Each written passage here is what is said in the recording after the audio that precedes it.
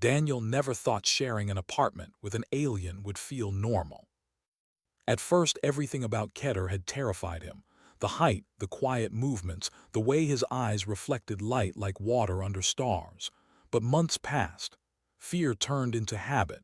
Habit turned into routine.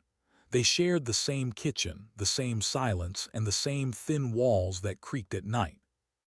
That night began like any other.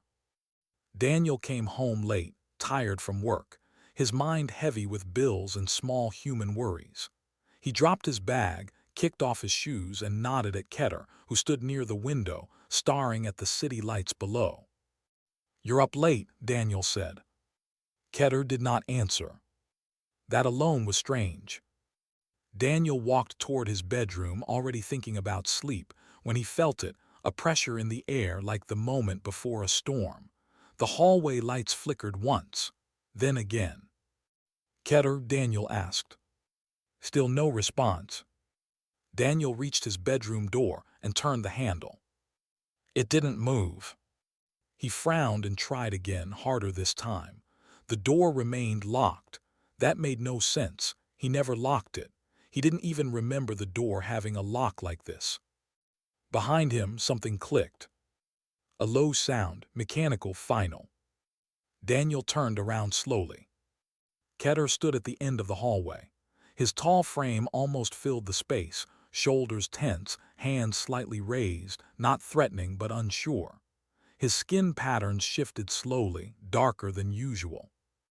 "You must stay inside the bedroom tonight," Keter said. The words were calm, but his voice was not. Daniel laughed nervously. "What? Did you hit your head or something?" Keter walked closer.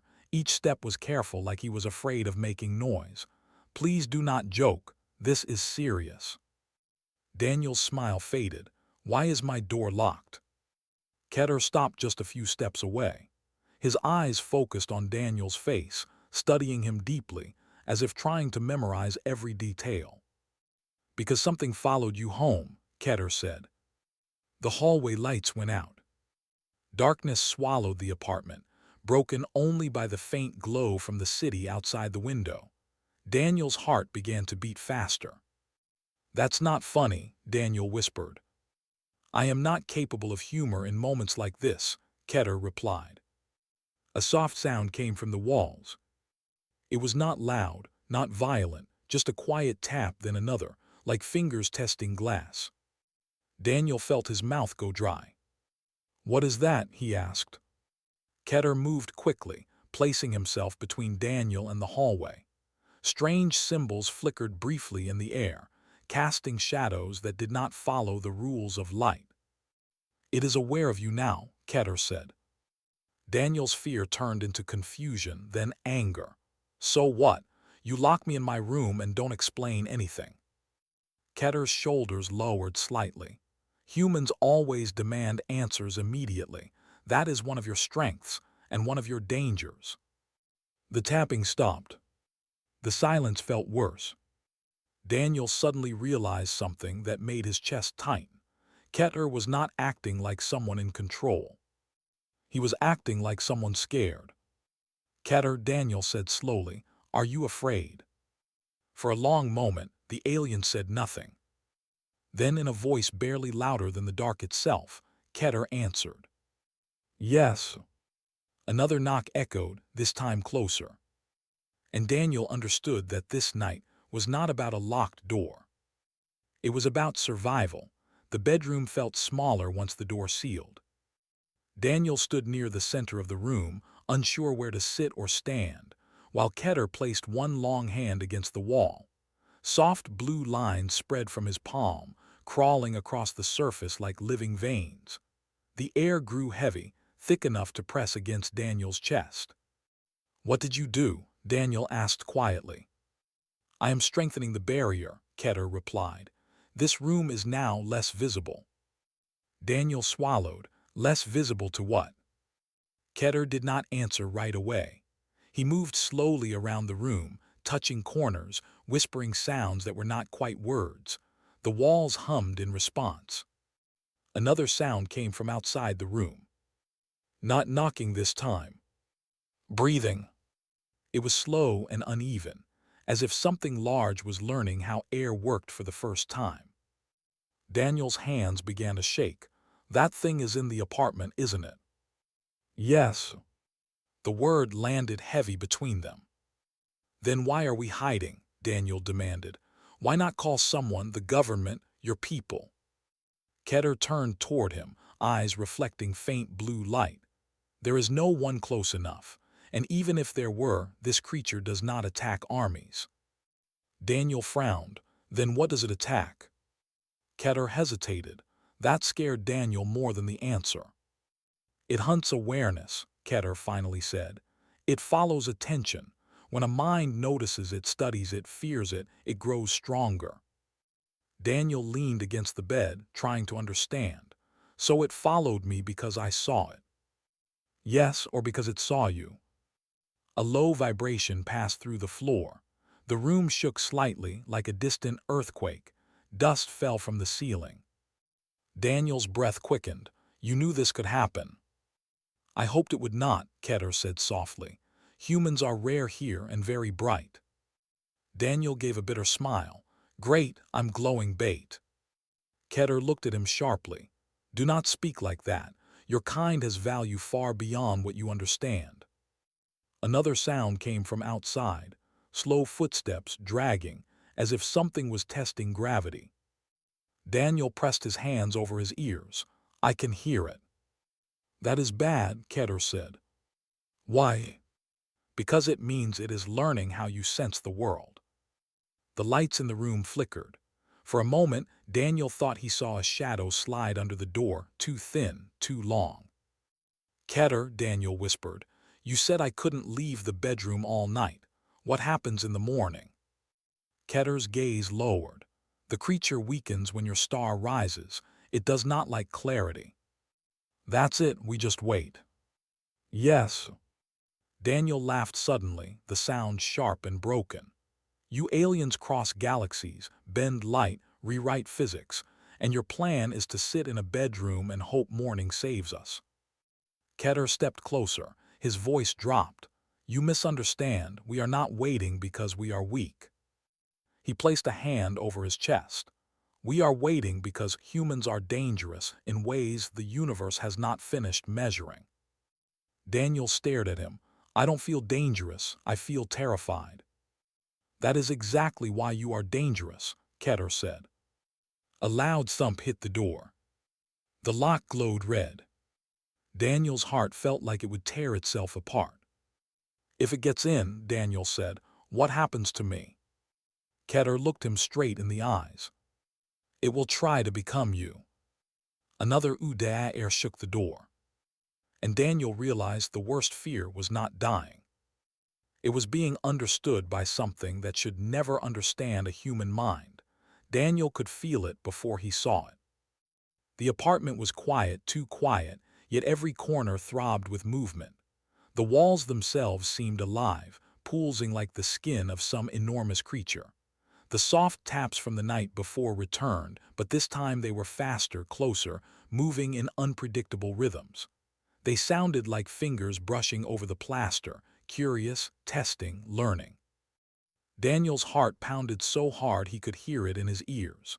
He pressed his back against the door, watching Keter move like a shadow across the room, his body stretching unnaturally as he activated the glowing symbols in the air. The lights of the symbols bent and shimmered, casting a protective web over the room.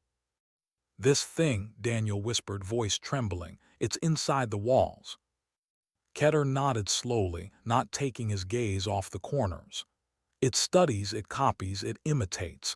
If it learns everything about you, it becomes dangerous, not just to you but to everything you care about." Daniel felt the words deep in his chest. "Everything I care about. You mean it could hurt people I love?" "Yes," Keter said simply.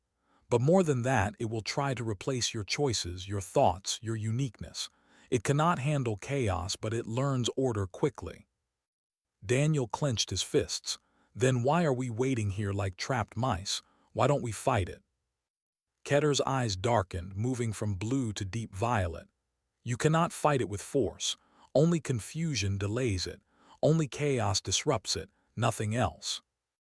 A tap came closer, louder, as if something was pressing against the wall near Daniel's bed. He froze. He could see faint ripples like heat waves moving through the air. The thing was learning him. Every heartbeat, every shallow breath, every tiny nervous movement, it was watching and recording. Daniel wanted to scream, but Keter raised a hand. Do not. Noise feeds it. Silence confuses it. The longer you stay aware without panicking, the safer we are. Daniel nodded, even though his body felt like it would betray him at any second. He crouched near the bed, trying to steady his breathing. The tapping became sharper, like claws scraping just beneath the surface. He could almost imagine its shape, long and flexible, bending through the walls, eyes unseen but always hungry. Then it shifted. The tap stopped. A silence heavier than before filled the room. Daniel could hear his own pulse, his own shallow gasps, and the faint hum of the protective symbols Keter had set. For the first time, the alien looked genuinely worried, not just alert. He whispered to himself, soft enough that Daniel could barely hear. It knows your patterns now. We cannot delay it forever. Daniel swallowed hard. Then what do we do? Keter turned, his enormous eyes finally meeting Daniel's. You must act, in ways it cannot predict. Your mind, your emotions, your humanity are the weapons here. Daniel shook his head. I don't understand. How can fear, hope, love help?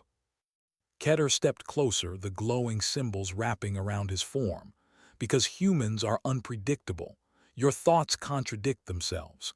Your emotions are wild and untamed. The thing cannot handle contradiction.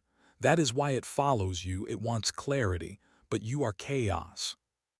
Another knock came, closer this time, from the corner nearest Daniel. The wall trembled. Dust fell from the ceiling. Daniel could feel it pressing into his ribs, testing him, measuring him, wanting to learn everything. Keter's voice was quiet, almost reverent. Do not let it see order in you. Do not let it understand you fully. That is your defense. That is your power. Daniel realized then, as fear twisted in his gut, that Keter wasn't keeping him trapped to control him. He was keeping him safe from something ancient, intelligent, and terrifyingly curious. Something that could learn a human soul if it ever got the chance. And Daniel understood with sudden clarity that the fight tonight would not be about walls or doors. It would be about being human. About being unpredictable. About being alive. Daniel could feel his heart beating in every part of his body. The room felt smaller now, not because of the walls, but because of the presence pressing against him. Every shadow seemed alive, every corner suspicious. The tapping in the walls had stopped, but he knew better. The silence was not peace. It was waiting, calculating, like a predator that knew he could not run. Keter crouched near the glowing symbols, his long fingers tracing patterns in the air that shimmered like liquid glass. It is studying your reactions, he said softly. Every flinch, every breath, every thought leaves a trace. Daniel shook his head. So we just sit here, just wait. Keter's multifaceted eyes turned toward him. No, you act. Humans do not wait quietly. What do you mean? Daniel asked, trying to control the tremor in his voice. Keter gestured to the small mirror on the desk. Its frame was simple, ordinary, but in this moment it became a weapon. It watches you. It learns from you. Reflect it, confuse it, give it contradictions it cannot process. You are the only thing it cannot copy if you are unpredictable. Daniel swallowed. He picked up the mirror carefully and held it toward the corner where the shadows seemed thickest. The faintest ripple moved across the glass, and he realized with a shock that the thing's curiosity was reflected back at it. Every movement he made it hesitate, like it did not know which direction to learn. Keter's voice was calm, almost reverent. You are human. You do not obey laws of physics or logic as it understands them. Your minds are tangled, chaotic. Your fear, your courage, your love, they are weapons. Daniel's hands were shaking, but he raised the mirror higher. He began to think of every memory he had, his first bike ride, the smell of rain on asphalt, the laugh of his little sister, the moments he had failed and still survived. He projected them all consciously onto the thing he could not see. Every emotion pulsed through the room, an invisible wave of chaos. A sudden knock rattled the wall near him. He almost dropped the mirror, but Keter steadied his arm with a long hand, glowing faintly under the light of the symbols. "Good," Keter whispered. "You do not panic. You let it see you as more than one thing at a time. This is confusion. This is power." Daniel's mind raced. He realized he had never felt more alive. Every fear, every hope, every fragment of memory became ammunition. Every emotion was sharp and raw, yet beautiful. The apartment no longer felt like a prison. It felt like a battlefield that he could fight with what made him human. Another ripple moved through the corner of the room. He could feel it hesitating now, unsure, confused. It did not like contradiction, could not process unpredictability. "Keep moving, keep thinking, keep feeling," Keter said. "Do not let it simplify you. Do not let it understand you fully. Your mind is stronger than you know." Daniel's fear began to mix with something new, a fierce, stubborn pride. He was human. He was messy, chaotic, emotional, and unpredictable. And in this moment, that was more powerful than anything the universe had sent to hunt him. The night stretched on, each hour a test. Every shadow, every tap, every flicker became a challenge he could meet with thought, memory, and feeling. And slowly, imperceptibly, the thing in the walls began to hesitate more and more. Daniel realized the truth. It was not his strength alone that saved him. It was the untamable nature of humanity itself. Even trapped, even scared, even hunted, he could fight in ways no alien technology or ancient creature could predict. And for the first time that night, Daniel smiled, a small, defiant human smile. He was terrified, yes, but he was also alive, and that made all the difference. The room trembled again, stronger this time. Dust fell from the ceiling, and the faint hum of Keter's protective symbols flickered. Daniel could feel the presence pressing against every wall, like a tide of darkness trying to flood into the room. The thing in the walls was no longer patient. It wanted answers, and it wanted them now. Keter's eyes glowed faintly, the color shifting between deep blue and violet. He crouched low, tracing complex patterns in the air, but even he could not hold the barrier perfectly. Symbols flickered and vanished. The alien's body tensed with a rare kind of fear. "It is too strong," he murmured. "The delay is ending." Daniel's pulse raced. "Then what do? We can't just hide forever." Keter straightened and looked at him, expression unreadable. "We act differently. In a way no being can predict. You must break the rules." Daniel frowned. "Break the rules? How? I'm human, not some weapon."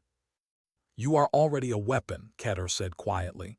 "Your mind, your chaos, your emotions. If you use them fully, they can confuse it, shatter its understanding. But you must do it intentionally, willfully. Do you understand?" Daniel nodded slowly. His fear had not disappeared, but something in him sparked. He had survived this long because he was human, unpredictable, emotional, stubborn. And now, that unpredictability could be the key. Keter opened a small breach in the protective barrier, a slit barely large enough to reach through with thought. "Concentrate everything," he instructed. "Your fear, your hope, your memories, all of it. Make it impossible for the thing to learn you fully." Daniel closed his eyes. He thought of everything that defined him. The laughter of his childhood, the weight of his failures, the warmth of his friends' hands, the pain of losing someone he loved, the moments he had survived when he should have fallen. All at once, he sent those thoughts outward, a flood of emotion into the room, into the breach, into the shadows themselves. The room vibrated with power he did not understand. The thing recoiled, its presence twisting and bending as it tried to process him. Every movement it had copied, every pattern it had learned. None of it matched the chaos Daniel unleashed. It shrieked, not in sound, but in the distortion that bent the very air. Keter's hands shook as he tried to maintain the symbols. "Do not falter," he cried. "Do not stop. Let it see everything at once." Daniel felt his mind burn, each memory and emotion like fire. He cried out not in fear but in raw human defiance. "I am me," he shouted. "You cannot copy me. You cannot know me. I am human." The thing twisted violently, thrashing against the breach, then collapsed into a silent, writhing mass of shadow and confusion. It could not handle the contradictions, the overwhelming chaos of one human mind expressing everything at once. The air grew still. The walls stopped pulsing. The night itself seemed to sigh in relief. Daniel fell to his knees, shaking, exhausted but alive. Keter lowered himself beside him, long fingers brushing the floor, eyes still glowing faintly. You have done what no one else could," Keter whispered. Daniel breathed hard, looking around the room. The shadows were gone. The tapping had ceased. Silence, heavy and clean, settled over the apartment. Keter finally spoke, voice quiet but filled with something Daniel had never heard before: pride. "Humans are unpredictable, in ways the universe does not understand, and you tonight have proven it." Daniel looked at him, a tired, relieved smile spreading across his face. "I didn't do it alone," he said. "You taught me how to fight without fighting." Keter nodded slowly, a rare warmth in his alien expression. For the first time, the alien allowed himself to relax. Together, they had survived a creature older than memory, stronger than fear, and Daniel's humanity had been the key. And in that moment, Daniel realized something he had never truly understood. Fear could be a weapon, hope could be a shield, and being human was more powerful than anything the universe could throw at him. The first rays of sunlight cut through the blinds, soft and golden, spilling across the apartment. Daniel blinked against the brightness, a deep, shaky breath filling his lungs. The night was gone. The shadows had vanished. For the first time in hours, silence felt safe, not threatening. Keter stood near the window, tall and still, his eyes reflecting the morning light in strange, liquid patterns. He had not moved much since the battle with the unseen thing had ended. Daniel could see exhaustion in the alien's posture, but also something else: a quiet respect. Daniel stretched, muscles sore, mind still buzzing with the memories of fear and chaos. "It's over?" he asked, voice hoarse. Keter turned fully to him. "For now," he said softly, "the creature is gone, but it remembers, and so do you." Daniel swallowed hard. "I didn't think I could. I didn't know I could do that. Survive, outwit whatever that was." Keter's many-faceted eyes softened. "You did more than survive. You showed what humans are capable of. You are unpredictable, messy, emotional, dangerous in a way nothing else can be." Daniel gave a tired laugh. "So, I'm dangerous because I'm human." "Yes," Keter said simply. "And that is why the universe cannot measure you, cannot copy you, cannot control you. You are remarkable." Daniel looked around the room, seeing it now in the morning light. Dust lay scattered across the floor, faint traces of energy flickered in the corners. The faint glow of Keter's symbols still pulsed softly and then faded. Everything seemed ordinary. Yet Daniel knew ordinary had changed forever. He turned to Keter.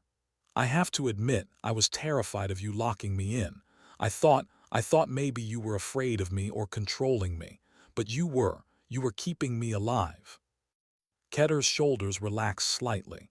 "I never thought of humans as weak. I thought you would panic, fail, give up. But you fought in ways I did not expect. Your fear became your weapon, your memory your shield, your chaos your armor." Daniel felt a swell of pride and awe mixed with lingering exhaustion. "I guess being human isn't just about surviving. It's about living, feeling, even when everything tries to break you." Keter inclined his head. "Exactly. You embody the strength of unpredictability. No being can fully understand you. That is why humans endure." Daniel's thoughts drifted for a moment to the night, the tapping, the whispers, the creeping darkness. He shivered, remembering how small he had felt, and yet how powerful he had become. "I don't think I'll ever forget this night," he said. You will not, Keter replied. And the universe will remember you as well, quietly, carefully, because you have proven that humans cannot be tamed. Daniel moved toward the window, letting the warm sunlight wash over him.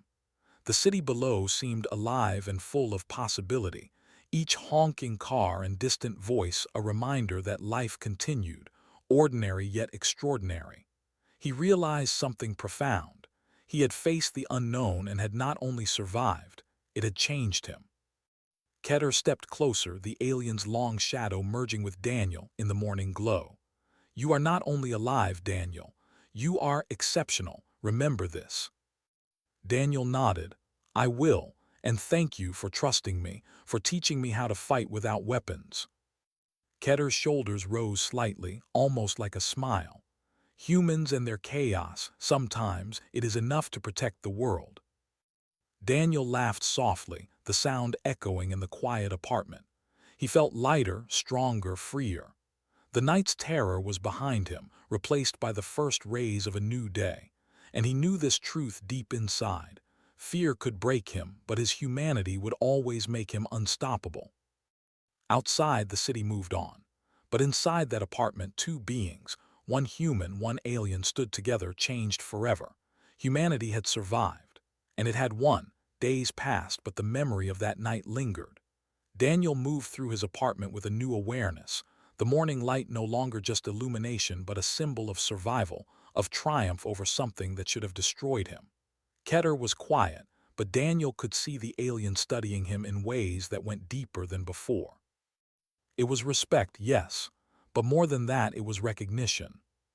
You have changed, Keter said one evening, sitting cross-legged near the soft hum of the city outside. His voice was calm, but there was weight in it, like gravity.